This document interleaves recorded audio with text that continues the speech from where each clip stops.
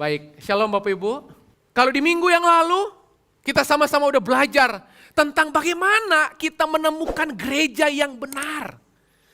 Bapak Ibu, di minggu yang lalu kita udah belajar bahwa nggak ada gereja yang sempurna. Setuju? Yang setuju katakan amin Bapak Ibu. Nggak ada gereja yang sempurna, sama seperti nggak ada suami yang sempurna. Nggak ada istri yang sempurna Bapak Ibu. Nggak ada pemimpin yang sempurna, nggak ada mertua yang sempurna. Oke? Nah, Bapak Ibu udah belajar bagaimana kita menemukan gereja yang tepat, gereja yang benar. Makanya kita mesti tertanam Bapak Ibu.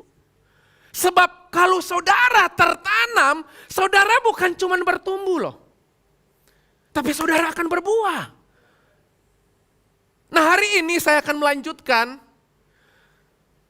apa yang menjadi bagian dari apa yang saya mau bagikan kepada Bapak Ibu. Dan hari ini secara khusus kita akan sama-sama belajar bagaimana kita menemukan spiritual covering. Bagaimana kita menemukan spiritual father. Bagaimana kita menemukan mentor rohani yang tepat dalam kehidupan kita. Bapak Ibu dengar baik-baik. Level rohani di level manapun saudara butuh dengar pesan ini. Mungkin hari ini yang menjadi tantangan buat saudara, kok nggak ada tema tentang bagaimana menang mengatasi masalah. Bagaimana menang mengatasi tekanan hidup. Bagaimana iman bertumbuh. Bapak Ibu dengar baik-baik. Hari ini iman yang bertumbuh. Kesehatan rohani yang fit. Keadaan apapun yang kemudian Anda harapkan. Kalau nggak ada sosok figur yang satu ini. Berat perjalanan Anda ke depan. Makanya hari ini di level manapun saudara lahir baru posisinya atau baru lahir dalam rohani. Maupun sampai saudara di level pemimpin rohani, pesan ini masih relevan. Waktu saya lahir baru 26 tahun yang lalu, ada seseorang yang datang dalam hidup saya, dia hampiri kehidupan saya, dan sejak saat itu dia muridkan saya, dia latih kehidupan saya, termasuk dia tegur hidup saya. Tolong garis bawahi kata penutupnya. Dia apa Bapak Ibu? Tegur. Nah, kita akan lihat sama-sama di kesempatan pagi hari ini. Saya mulai sebelum saya menuju slide. Kalau Bapak Ibu mesti menemukan Bapak rohani Bapak Ibu. Ada yang namanya begini, Bapak komunitas, tapi ada Bapak personal. Saya ulang ya Bapak Ibu ya. Bapak rohani itu ada dua. Ada Bapak komunal. Bapak atas gereja lokal. Pemimpin otoritas yang Tuhan percayakan. Pastor Petrus dan para pemimpin di tempat ini. Kita belajar submit di situ. Kita latih diri kita mendengar setiap pesan visi gereja lokal. Tapi ada yang namanya Bapak personal. Bisa enggak? Bapak komunal adalah Bapak personal? Bisa. Bisa banget Bapak Ibu. Nah, hari ini saya akan pandu saudara, how to find. Bagaimana kita menemukan Bapak personal dalam kehidupan kita. Bagaimana kita juga menemukan Bapak komunal dalam kehidupan kita. Buat saudara yang ada di KUL, bisa jadi pemimpin KUL Anda adalah Bapak komunal, tapi belum tentu adalah Bapak personal. Tapi bisa enggak gembala KUL saudara adalah Bapak personal buat saudara? Sangat bisa.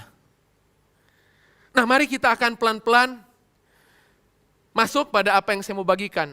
Dan saya menuju ke slide PowerPoint yang saya sudah siapkan kepada Bapak Ibu. Bapak Ibu lihat di depan, ada 4 level, sekali lagi, ada 4 level perjalanan rohani orang percaya. Jadi ada 4 level Bapak Ibu. Kita akan lihat satu persatu. Ada 4 level sekali lagi, sama seperti tangga ini Bapak Ibu. Ada tangga dasar, tangga kedua, tangga ketiga, dan tempat di mana saya berdiri adalah level yang paling atas. Nah, level yang pertama dalam perjalanan rohani orang percaya adalah tertanam.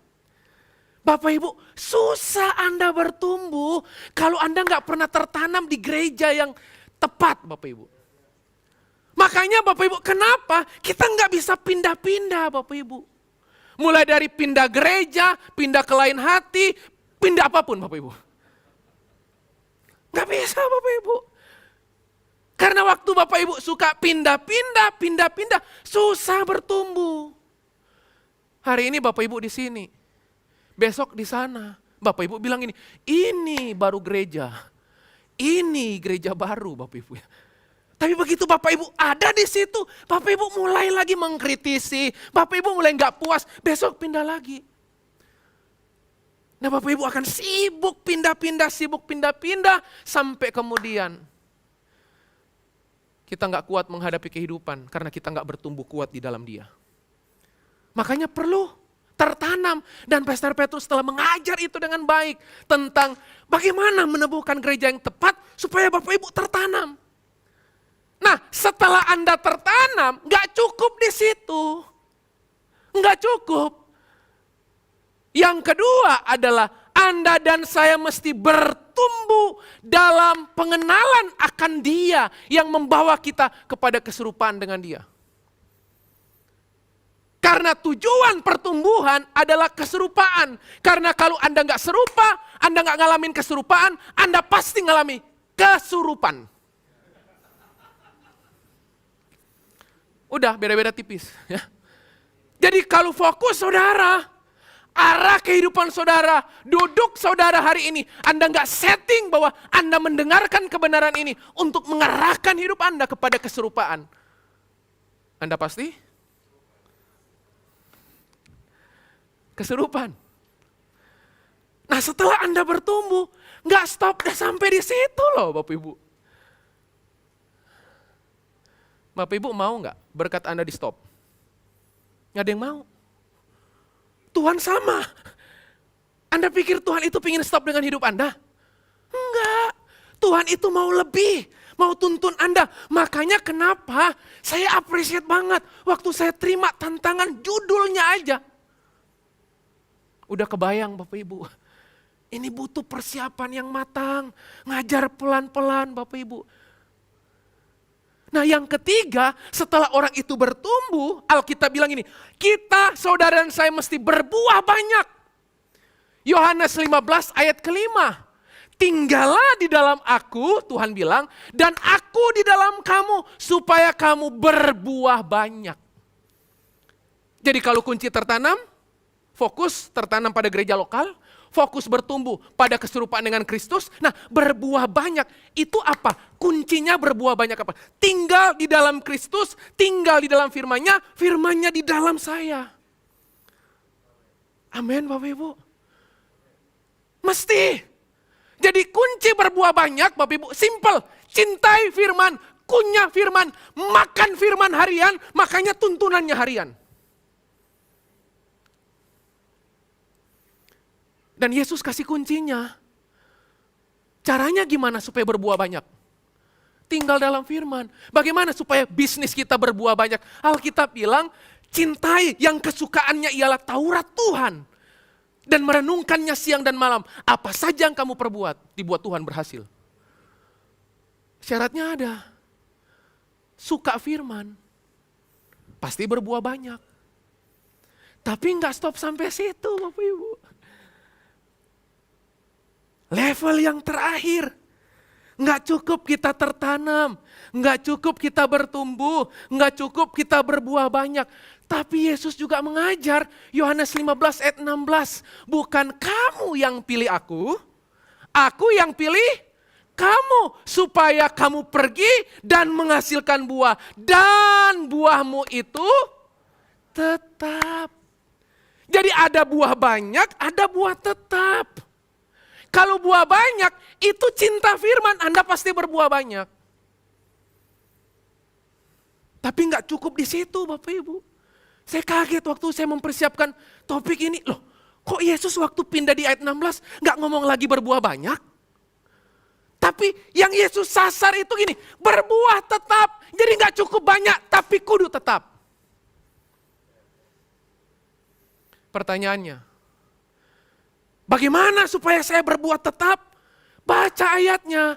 Kalau berbuah banyak itu makan firman, kunyah firman, renungkan firman, meditasi firman. Tapi untuk berbuah tetap, investasikan hidup untuk orang lain. Supaya kamu pergi dan menghasilkan buah. Dan buahmu itu tetap. Jadi di menit-menit ini, saya mau motivasi Bapak Ibu. Hei, gak cukup ditertanam, gak cukup diberbuah, gak cukup bahkan berbuah banyak, gak cukup cuman bertumbuh. Tapi benar-benar sampai di titik, nih, saya mau berbuah tetap.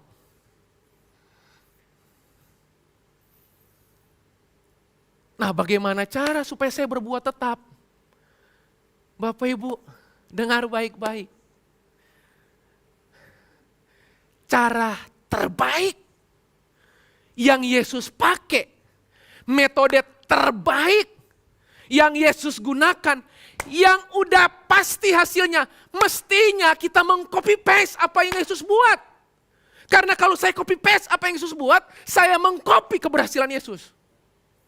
Anda Bapak Ibu mau belajar bisnis, belajar sama orang gagal? Nggak ada Bapak Ibu. Semua orang yang pingin bisnisnya berhasil, belajarnya sama pebisnis yang berhasil. Sama. Jadi, nggak cukup tertanam. Nggak cukup bertumbuh. Tapi hari ini, saya challenge Bapak Ibu, mari mulai hari ini, di menit-menit ini, di waktu-waktu ini, mulai berpikir. Kalau gitu untuk saya berbuah tetap di pernikahan, berbuah tetap di keluarga, berbuah tetap di bisnis, berbuah tetap di pelayanan, berbuah tetap di semua hidup saya. Saya mesti temukan siapa Bapak rohani saya. Dia yang akan latih saudara. Dia yang akan nasihati saudara, bahkan dia yang akan tegur saudara. Mari kita lihat Bapak Ibu. Kalau ayat ini pasti Bapak Ibu udah memahami dengan baik. Allah memberkati mereka, lalu Allah, oke. Bapak Ibu senang yang mana? Memberkati, diberkati, atau terima firman? Tuh, pilihan yang sulit ya Bapak Ibu ya. Kalau Anda baca ayat ini, setiap Tuhan rilis berkat, berkat itu nggak berdiri sendiri Pak Bu. Berkat itu disertai perintah. Berkat itu disertai arah. Berkat itu disertai firman. Lalu Allah memberkati mereka, lalu Allah berfirman kepada mereka. Disiap-siap. Yang setelah pulang dari ruangan ini, begitu turun tangga, dapat informasi berkat, berarti ada siap-siap Anda akan dapat perintah dari Tuhan. Yang setuju katakan amin. Oke? Nah, apa perintahnya Bapak Ibu? Klik. Oke. Balik dulu. Kejadian pasal 1 ayat yang ke-28, Allah memberkati mereka, lalu Allah berfirman kepada mereka, beranak cuculah. Makanya kenapa Bapak Ibu, ada beberapa hamba Tuhan kalau melepaskan berkat di doa berkat, bilangnya gimana Bapak Ibu? Biar berkat dari Allah Abraham, Allah Ishak, Allah Yakub. Karena memang Allah kita itu Allah yang antar generasi. Jadi dari Abraham kepada Ishak kepada Yakub. Makanya di sini dikatakan beranak cucu. Jadi dengar baik-baik. Cara saya melanggengkan visi Tuhan, misi kerajaan Tuhan dalam hidup saya, dalam bisnis saya mesti siapkan orang. Bapak Ibu kalau bikin bisnis, pingin nggak bisnis itu jangka panjang? Oh iya. Perlu dipersiapkan nggak Bapak Ibu? Oh perlu. Makanya kenapa topik ini disampaikan. Supaya lahir sebuah kerinduan. Cari Bapak rohani di gereja lokal ini Bapak Ibu. Temukan mereka Bapak Ibu. Akan banyak pemimpin-pemimpin di tempat ini. Yang siap tolong saudara. Siap cover kehidupan saudara Bapak Ibu. Saya lanjut. 1 Korintus pasal yang keempat, ayat ke-15. Sebab sekalipun kamu mempunyai beribu-ribu pendidik. Loh, ini ayat ini lagi bilang ini. Sekalipun kamu punya banyak pengkhotbah paling hebat. Sekalipun kamu punya banyak pengajar di ruang-ruang Bible study yang hebat kalau ngajar. Paulus bilang gini, itu baik. Tapi itu bukan alasan gereja eksis. Itu bukan alasan kita itu bertumbuh. Sebab ayat ini berkata begini, kamu tidak mempunyai banyak. Oh Bapak loh. Makanya coba lihat, di acara-acara inner healing Bapak Ibu. Begitu hubungan Anda rusak dengan ayah jasmani Anda di rumah, rusaklah kehidupan Anda. Makanya coba lihat, waktu Anda antar anakmu ke pernikahan, dalam kondisi anakmu gak pulih dengan sosok ayah di rumah, selamat datang neraka di bumi. Loh, ada ayatnya semua loh.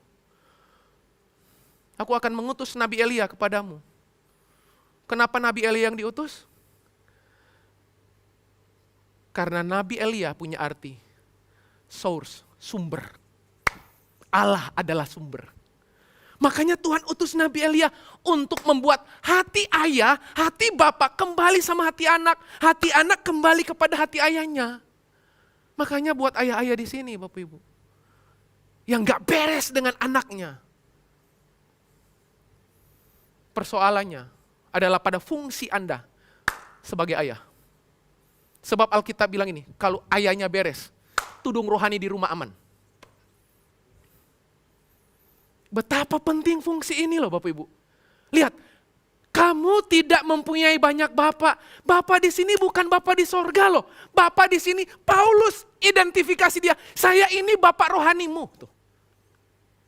Dia utus Timotius, masih 19 tahun, pimpin jemaat Bapak Ibu. Makanya kepada Timotius, Paulus titip pesan, nak, jangan seorang pun nganggap kamu rendah, karena kamu masih muda, jadilah teladan dalam banyak hal. Perhatikan ajaranmu dan perhatikan kehidupanmu. Itu masih 19 tahun. Tapi tangguh dalam memimpin. Datang dari mana? Paulus. Mimpin, jadi bapak buat Timotius. Makanya kalau Bapak Ibu lihat 2 Timotius pasal yang kedua, kita lanjut. Ayat yang kedua, apa yang telah engkau dengar daripadaku. Loh. Di depan banyak saksi. Loh. Berarti untuk jadi bapak rohani, ada ujian integritas gak di situ? Bapak Ibu saya mau kasih tahu. Apa bedanya pendidik dan bapak? Pendidik ngajar lewat khotbah. Nilai orang bukan lewat khotbahnya.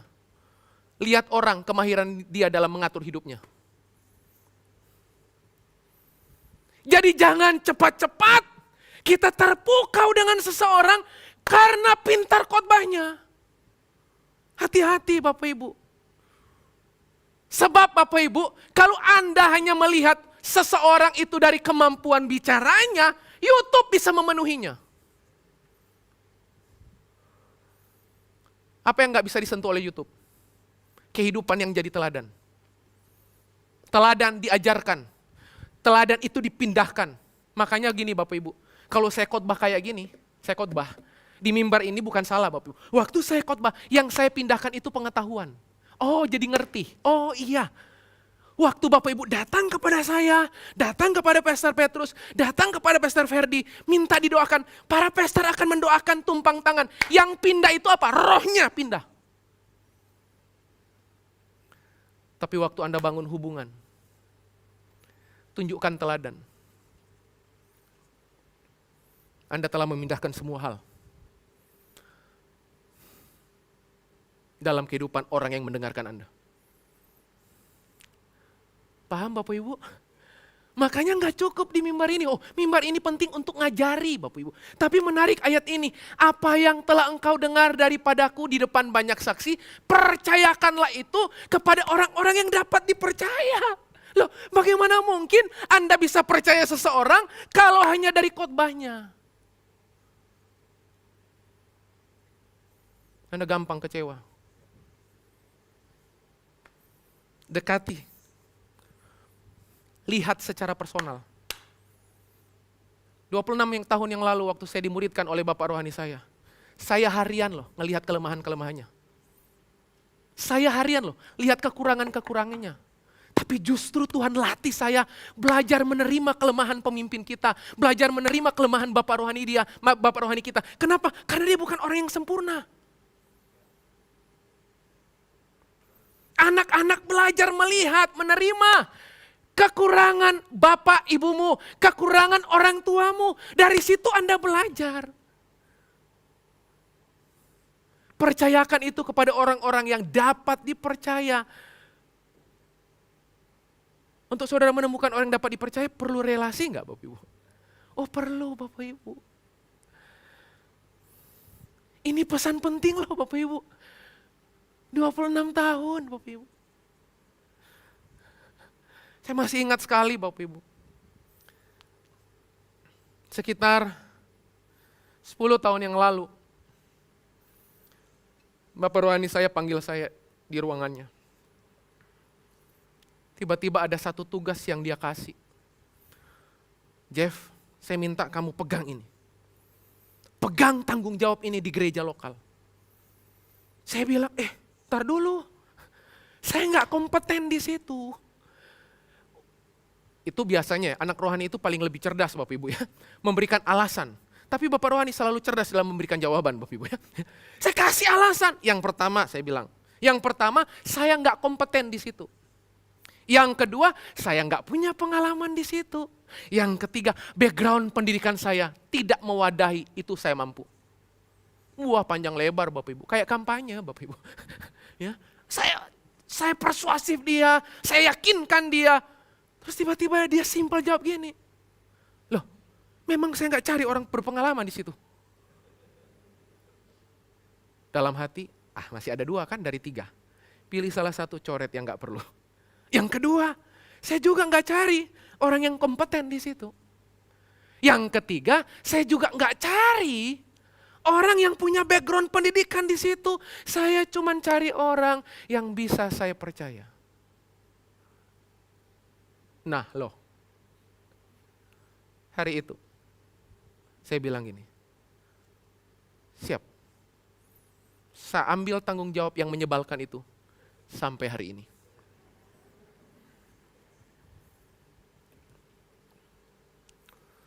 Dan hari ini Bapak Ibu,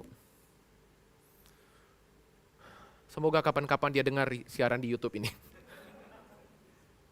Saya mau kasih tahu, saya mau berterima kasih dengan dia. Thank you. Saudara pikir, gak mungkin ada Daud kalau gak ada Saul. Halo? Oke? Saudara pikir gak mungkin ada Yusuf kalau gak ada Firaun. Halo? Coba. Muncul nama ya, yang nyebelin kan? Saya mau kasih tahu, berterima kasihlah. Karena Tuhan punya maksud dewasakan kehidupan saudara. Makanya perlu ada yang mentor. Perlu ada bapak rohani yang pimpin, bimbing kehidupan saudara. Nah, apa definisi pembapaan? Ingat, waktu saya bilang pembapaan, ini nggak ada kaitannya dengan jenis kelamin. Masalahnya saya ibu, Pak. Berarti pengibuan. Terserah Bapak Ibu. Yang penting esensinya, yang penting prinsipnya Anda tangkap Bapak Ibu. Karena pembapaan nggak ada kaitannya dengan isu jenis kelamin. Pembapaan di Alkitab nggak ada kaitannya dengan isu status. Saya belum nikah, belum jadi bapak. Oh, nggak ada kaitannya. Yang ketiga, pembapaan itu nggak ada kaitannya dengan usia, dengan status, dengan jenis kelamin. Saya bisa nggak pimpin bapai orang yang lebih tua dari saya? Bisa, tergantung sejauh mana orang itu bisa submit. Percuma Bapak Ibu Anda pimpin seseorang, tapi orang itu nggak bisa submit sama Anda. Itu duri dalam daging Bapak Ibu. Nah apa itu pembapaan? Saya tulis di sini, suatu pengalaman. Pengalaman apa? Hubungan loh, namanya hubungan wajar nggak naik turun? Oh wajar. Waktu Anda dibapai seseorang Bapak Ibu, ada waktu-waktu Anda bisa kecewa dengan orang itu. Loh ada. Saudara pikir saya nggak pernah kecewa? Sama seperti Bapak rohani saya kecewa sama saya juga ada musim-musim tertentu, saya mulai, aduh ini gimana? Tapi bukankah di situ ujian hubungan? Teruji dalam banyak hal. Suatu pengalaman hubungan antar pribadi di mana seseorang memberdayakan, bukan memperdayai. Anda itu diberdayakan. Makanya Bapak Ibu, susah jadi Bapak rohani, susah menemukan Bapak rohani, kalau kemudian si Bapak rohani itu nggak pulih. Dia akan manipulasi, dia akan pakai hidup Anda. Ambil keuntungan dari hidup Anda. Halo? Tapi begitu Bapak rohani itu tulus nuntun Anda. Nggak minta keuntungan apapun. Selamat datang. Anda itu ya, karakter Anda akan jauh lebih kuat daripada orang yang dengerin khotbah mingguan tanpa sentuhan pribadi. Berani bertaruh? Saya berani. Saya berani. Karena apa? Didampingi. Bapak Ibu masih ingat coba, Bapak Ibu waktu dampingi anak jasmani Anda. Ada beberapa wanita Bapak Ibu, yang waktu di ruang-ruang konseling atau di ruang-ruang tertentu, saya tanya, satu hari nanti kalau mau nikah, mau cari cowok kayak apa? Kayak papi saya. Atau amit-amit, kalau boleh cawan ini lalu daripadaku.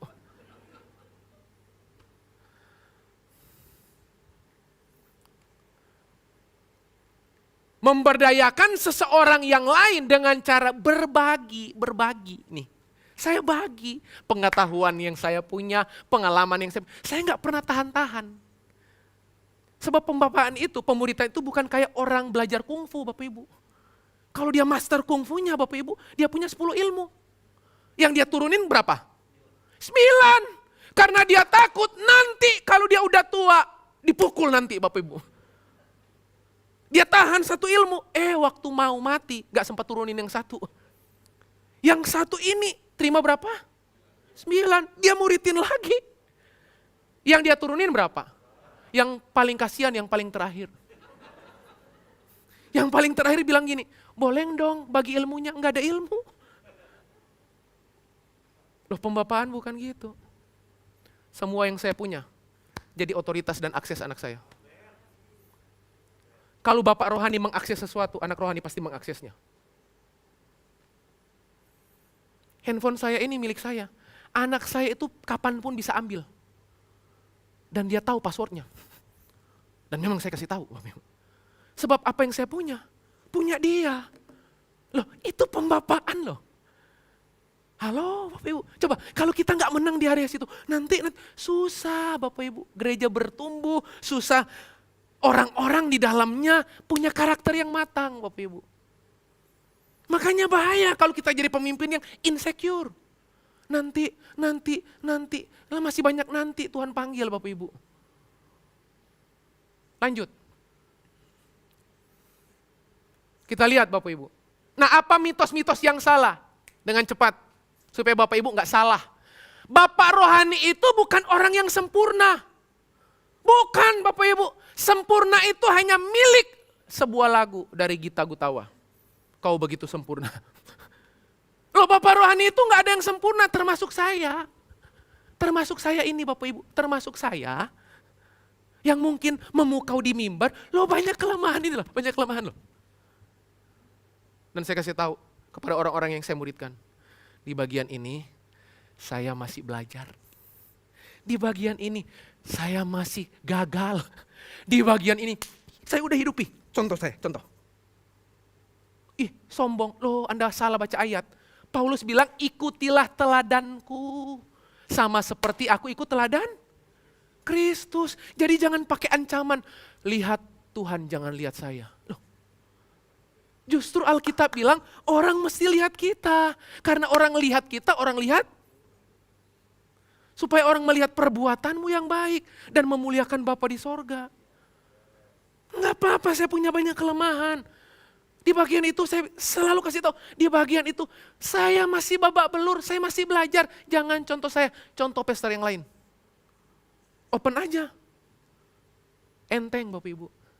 Supaya kita nggak jadi Tuhan yang sempurna. Yang kedua, bukan orang yang maha tahu. Loh, Bapak Ibu pikir saya tahu semua? Aduh, Bapak Ibu. Saya bukan cuman banyak mana tahunya, saya banyak nggak tahu, mana tahu. Atau mungkin lebih parah lagi, kita udah nggak tahu, kita mana tahu, mana tahan lagi Bapak Ibu.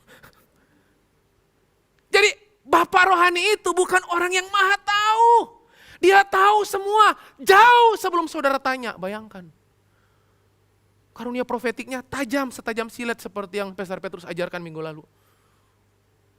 Bayangkan Bapak Ibu, datang ibadah, dia udah tahu worship leader mau nyanyi, mau khotbah apa. Dia tahu semua.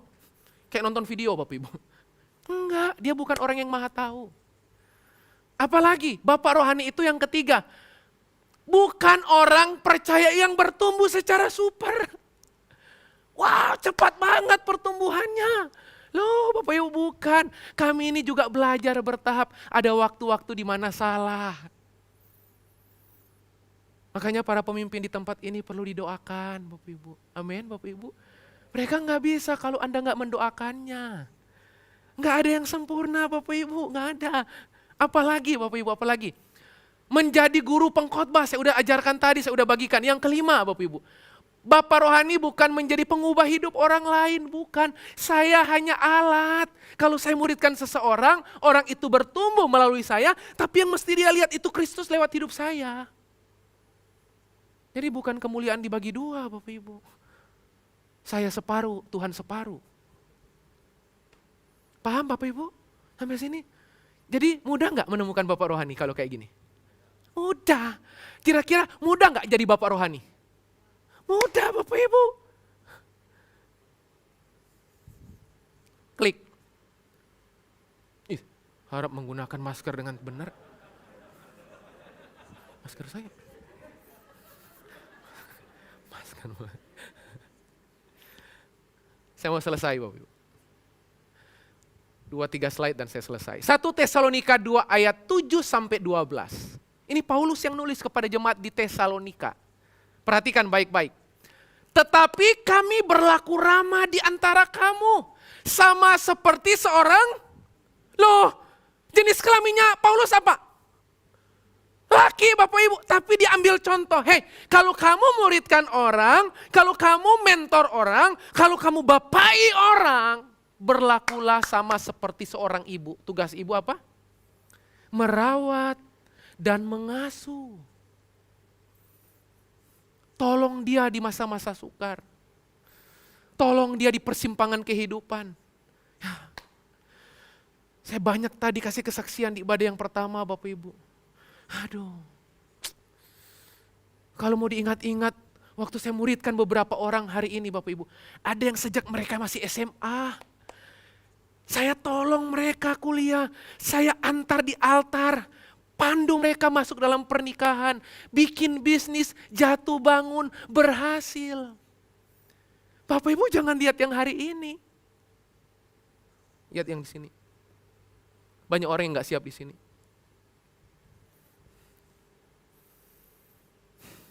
Paham Bapak Ibu? Satu waktu Bapak Ibu saya pelayanan, saya ngajak seorang anak rohani.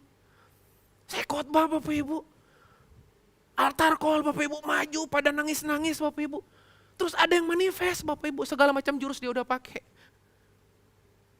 Karena dalam kondisi capek Bapak Ibu, habis khotbah, manifest Bapak Ibu. Anak rohani saya lagi duduk di pojok, saya panggil. Saya kasih kode panggil, dia maju.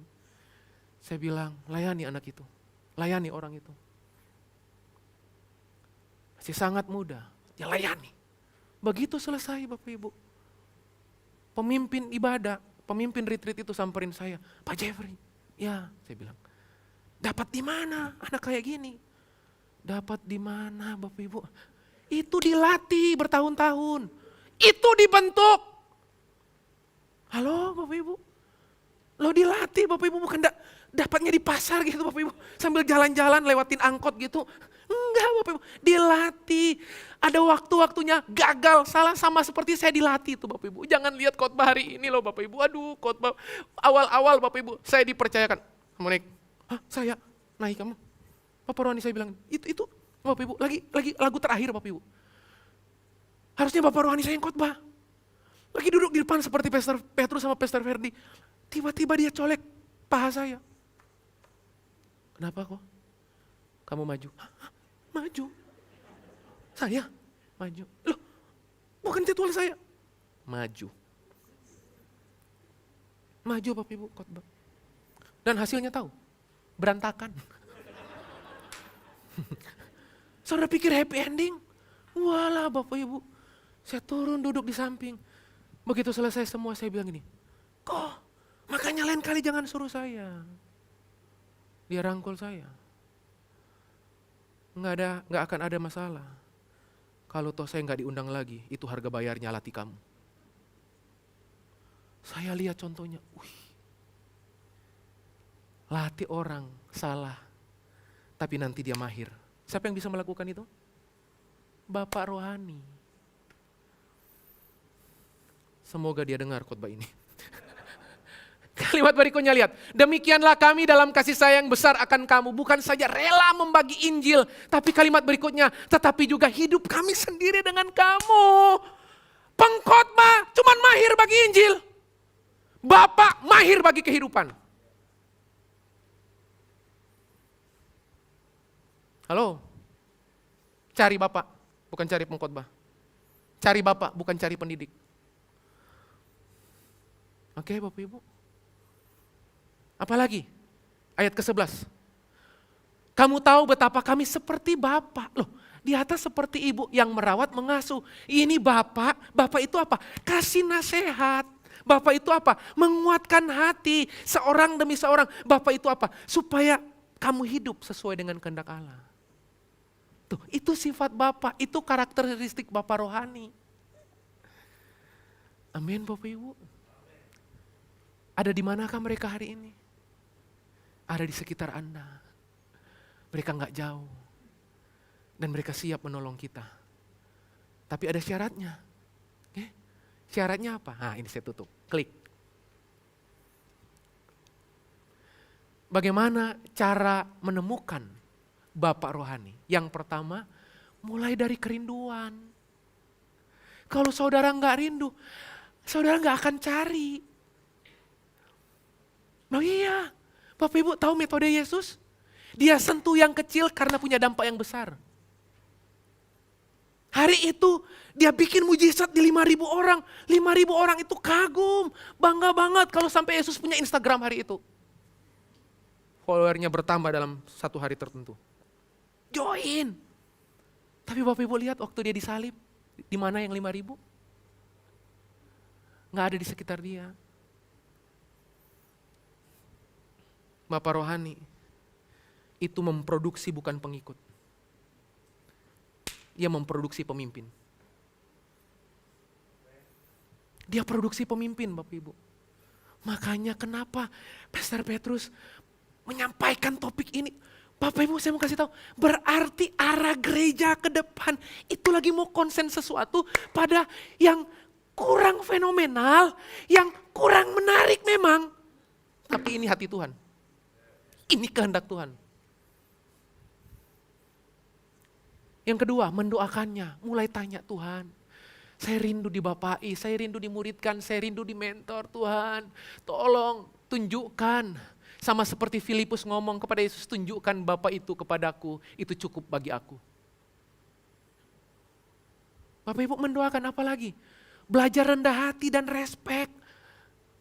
Sebab sehebat apapun Bapak Ibu, kalau saudara nggak memberi diri, rendahkan hati, hormati pemimpin saudara, hormati pemimpin-pemimpin yang ada di gereja lokal. Bapak Ibu, saya mau kasih tahu, benih potensial apapun yang pemimpin itu punya, yang Bapak rohani itu punya, nggak akan bisa membuat itu bertumbuh. Kenapa? Sikap hatinya merasa lebih hebat. Saya akan selalu berterima kasih kepada otoritas-otoritas yang Tuhan hadirkan dalam hidup saya. Nyebelin, iya banget. Tapi itu cara Tuhan latih. Apalagi Bapak Ibu, bangun hubungan. Bagaimana mungkin Bapak Ibu bisa menemukan Bapak rohani kalau Bapak Ibu pakai telepati?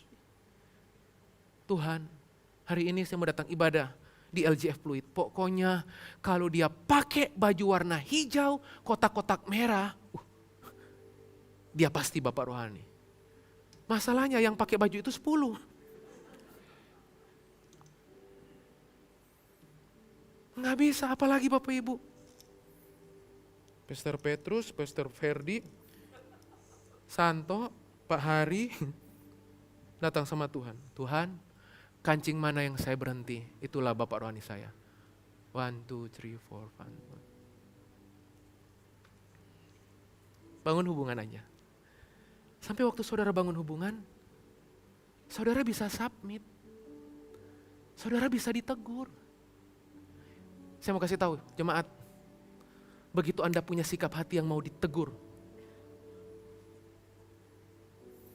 Anda akan jadi sasaran pertumbuhan yang Tuhan kasih dalam hidup Anda. Percayalah. Saya telah menemukan banyak orang, banyak pengerja, banyak pelayan, banyak orang percaya. Bagus dalam pengetahuan, buruk dalam sikap.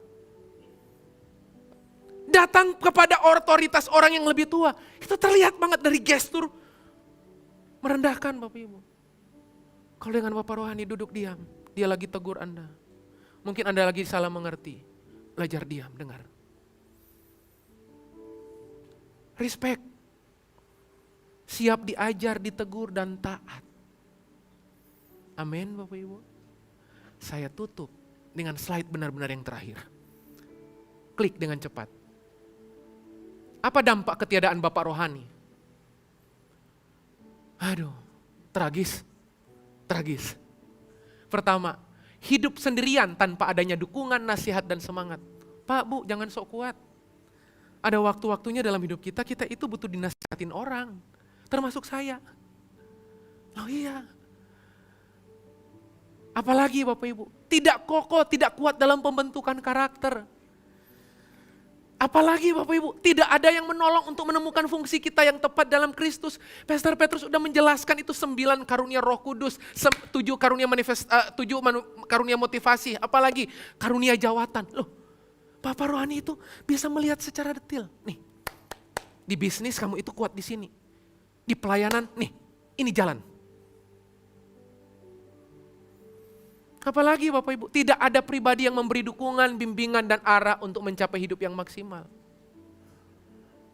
Saya akan selalu berterima kasih kepada orang-orang yang orang itu saya nggak bisa akses. Tapi karena Bapak rohani kita, karena misalnya Pastor Petrus mengaksesnya, saya menerima akses itu Bapak Ibu. Semua berawal dari mana? Kita respect. Kita tahu diri sebagai orang yang tertanam, orang yang digembalakan. Apalagi Bapak Ibu, tidak memiliki nilai dan prinsip dalam kehidupan, bertumbuh dalam keliaran. Bapak Ibu, setuju? Anak jasmani yang liar, itu pasti anak jasmani yang gak pernah menghormati orang tuanya di rumah. Alkitab akan selalu relevan dalam kondisi apapun. Anda pikir Tuhan itu tukang kayu, nggak ada Alkitab bicara bisnis. Anda keliru. Anda saja yang nggak rajin baca firman. Makanya Anda nggak menemukan rahasianya. Sama hari ini, saya berdoa abis ini Bapak Ibu mulai mendoakannya. Tuhan yang mana? Ada 2 nama, doakan, coba bangun hubungan, pastikan gini, kalau saya dimuridkan oleh si A sama si B, dari 2 nama ini, mana yang paling bisa saya submit kalau saya ditegur?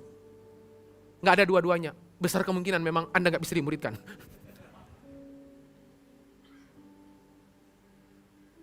Saudara berkata gini, saya cuma dimuridkan sama Tuhan. Loh, sementara Tuhan pakai orang untuk menjangkau saudara. Paham Bapak Ibu? Saya berdoa hari ini, kebenaran ini menolong kehidupan Bapak Ibu. Mari Bapak Ibu gumuli, doakan. Saya telah menghidupinya 26 tahun. Dan saya diberkati olehnya. Amin Bapak Ibu. Selamat hari Minggu, Tuhan Yesus memberkati Bapak Ibu. Mari kita bangkit berdiri Bapak Ibu. Kita bangkit berdiri. Kita bangkit berdiri Bapak Ibu. Dan saya akan serahkan nanti kepada Pastor Petrus. Kita berdoa sejenak. Makasih Tuhan. Bersyukur. Terima kasih. Buat kebenaran firman-Mu. Siang hari ini. Jarang kami dengar. Bahkan beberapa dari kami Tuhan, kami baru kali ini mendengarnya. Kami diperhadapkan dengan tantangan menghidupinya. Tapi karena ini kehendak Tuhan, kami mau belajar melakukannya. Tuhan, aku berdoa siang hari ini. Buat setiap jemaat, setiap kami yang siang hari ini bertumbuh dalam kerinduan. Untuk mencari, menemukan, memiliki Bapak rohani. Mentor rohani, spiritual covering. Tolong kami, supaya kami boleh menjumpai mereka. Tolong kami, supaya kami boleh bertemu dengan pribadi yang akan antar kami. Melihat kehendak Tuhan atas hidup kami secara pribadi. Terima kasih kami memberkati setiap pemimpin-pemimpin rohani. Yang Tuhan taruh, Tuhan wariskan di atas kami. Menolong kehidupan kami. Hamba-Mu selesai. Roh Kudus, Kau sendiri yang akan mengajar dengan lebih lengkap. Hanya untuk kemuliaan-Mu, kami persembahkan hidup kami. Dalam nama Yesus, kami berdoa mengucap syukur. Haleluya. Amin, amin.